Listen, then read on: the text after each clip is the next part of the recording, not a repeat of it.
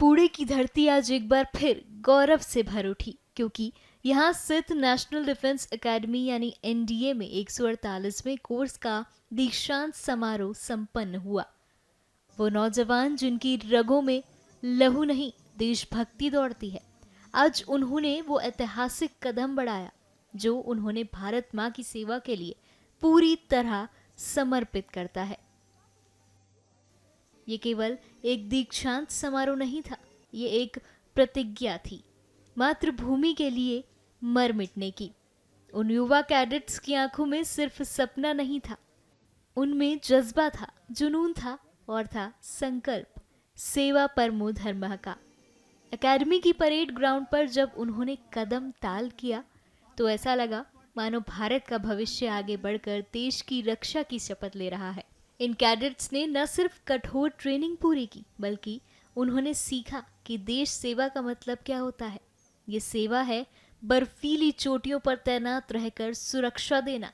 ये सेवा है सरहद पर अपने प्राणों की आहुति देना ताकि हम चैन की नींद सो सकें।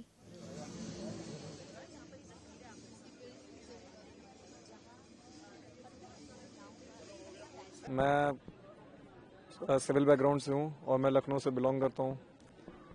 मैं बीटेक कर रहा था, फिर बीटेक छोड़ के मैंने मतलब नेशनल डिफेंस एकेडमी ज्वाइन करी। और यहाँ आने के बाद शुरुआत में तो बड़ा अजीब सा लगा था कि मतलब सिविल लाइफ से मैं आ रहा था, फैमिली बैकग्राउंड भी सिविल था, बट फिर मतलब शुरुआत में ऐसा लगता था कि क्या चल रहा है, समय नहीं है, फ़ोन कॉल्स नहीं है, कम्युनिकेशन नहीं है, बात नहीं हो पा रही, लेटर्स लिख रहे हैं। बट फिर धीरे धीरे जैसे टर्म्स इंक्रीज हुए, टाइम यहाँ पे स्पेंड किया तो चीज़ें सॉर्ट होना शुरू हो गई। फिर like this is like the only way, like this kind of a disciplined routine which we used to follow in military, and like this I survived here, and suddenly things will start increasing our activities related to army, like I am army cadet, so I got indulged in these activities and time flew like this and I passed How is out. it feeling, passing out from the, from coming from the civil background and passing out as an army? This is the only feeling. This is the only thing which you felt good after like spending 3 years in this place, because all 3 years you are used to all this corrective measures kind of things and all the ragda and training activities which are going on. And after 3 years you get some relax in which you can think that something I have done after these 3 years, and I got graduated. After passing out, what's your future plan? Future is fixed to join in armed forces, army. IMA, yes, I will be joining IMA like July.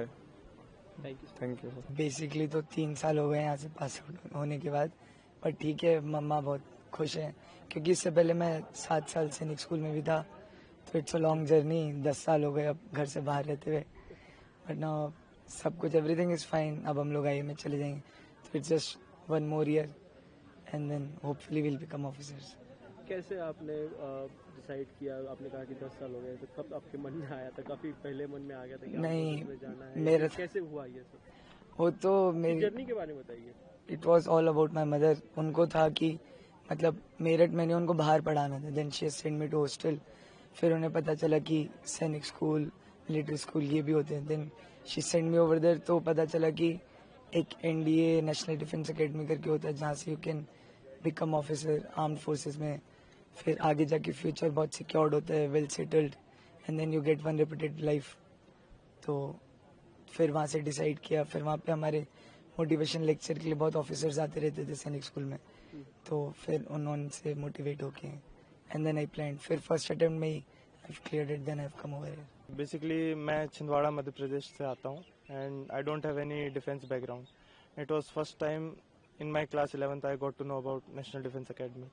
मेरी mother के through मुझे पता चला, उन्हें किसी family friend के through पता चला होगा, तो from there I started preparing and after 11th 12th I prepared. In first attempt I was not able to clear the SSB interview, but in my second attempt I finally cleared it, and now finally the 3 years are done and it's been a long journey.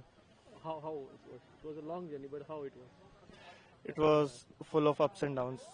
NDA में जब आप आते हो as a first टर्मर तो आपको कुछ पता नहीं रहता है, but by the time you reach your second term, third term, fourth term, आप बहुत सारी चीज़ें सीखते हो आप कैंप्स करते हो, आप हर टाइम क्रॉस कंट्री दौड़ते हो, ड्रिल कंपटीशन होता है, तो उन सब में आप बहुत से अप्स एंड डाउन्स देखते हो, बहुत से टफ डेज होते हैं, काफ़ी दिन होते हैं जो बहुत रिलैक्सिंग होते हैं. It is totally a roller coaster ride. और आपकी आज फीलिंग कैसी है?